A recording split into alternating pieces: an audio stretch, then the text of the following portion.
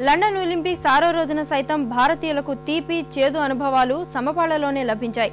బ్యాడ్మింటన్లో Saina Nehwal semi-final చేరుకోగా Parupalli Kashyap పోరాడి ఓడాడు. బాక్సింగ్లో Vijender Singh quarter final చేరగా జై భగవాన్ పోరాటం ప్రీ క్వార్టర్స్ లో ముగిసిపోయింది. షూటింగ్ లో విజయ్ కుమార్ ముందంజ వేయగా రంజన్ సోధి నిరాశగా వెనుదిరిగాడు. మిక్స్డ్ డబుల్స్ లో టెన్నిస్ లో పేస్ సానియా ద్వయం శుభారంభం చేసింది.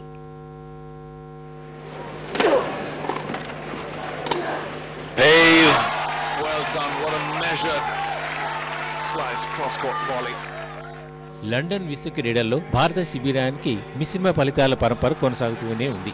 వరుసగా 6వ రోజు కూడా భారతీయులకు ఆశా నిరాశలు అనుభవం అయ్యాయి.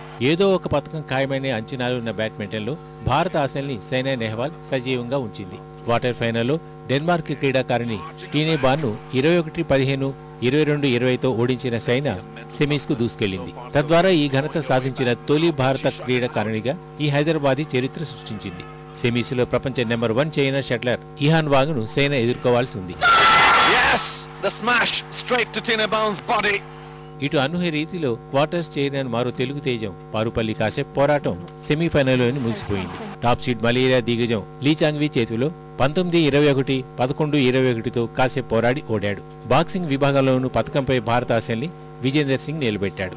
75 కేజీల మిడిల్ వెయిట్ విభాగంలో హోరాహోరీగా సాగిన ప్రీ క్వార్టర్ ఫైనల్లో అమెరికన్ బాక్సర్ గౌషర్ టెలీని 16-15 తేడాతో విజేందర్ ఓడించాడు. పురుషుల 60 కేజీల విభాగంలో జై భగవాన్ పరాజయం పాలయ్యాడు. ప్రీ క్వార్టర్ ఫైనల్లో కజకిస్తాన్ బాక్సర్ జెలో గని చేతిలో 8-16 తేడాతో జై భగవాన్ ఓడాడు. షూటింగ్లోనూ భారతీయులకు మిశ్రమ ఫలితాలే దక్కాయి. పురుషుల 25 మీటర్ల ర్యాపిడ్ ఫైర్ పిస్టల్ విభాగంలో పథకంపై ఆశల్ని విజయ్ కుమార్ సజీవంగా ఉంచాడు. అర్హత రౌండ్లో 293 పాయింట్లు సాధించిన విజయ్ 5వ స్థానంలో నిలిచి ముందంజ వేశాడు. ఇటు డబుల్ ట్రాప్ లో రంజన్ సోధి ఫైనల్ కు అర్హత సాధించలేకపోయాడు. అర్హత పోర్లో 134 పాయింట్లే సాధించిన సోధి 11వ స్థానంతోనే సరిపెట్టుకున్నాడు. ఇటు టెన్నిస్ మిక్స్డ్ డబుల్స్ లో భారత్ కు శుభారంభం లభించింది. లియాండర్ పేస్, సానియా మిర్జా జోడీ తమ తొలి మ్యాచ్ లో సెర్బియా జంట జిమోజిక్ ఇవనోవిచ్ పై 6-2, 6-4 తేడాతో విజయం సాధించి క్వార్టర్ ఫైనల్లో అడుగుపెట్టింది.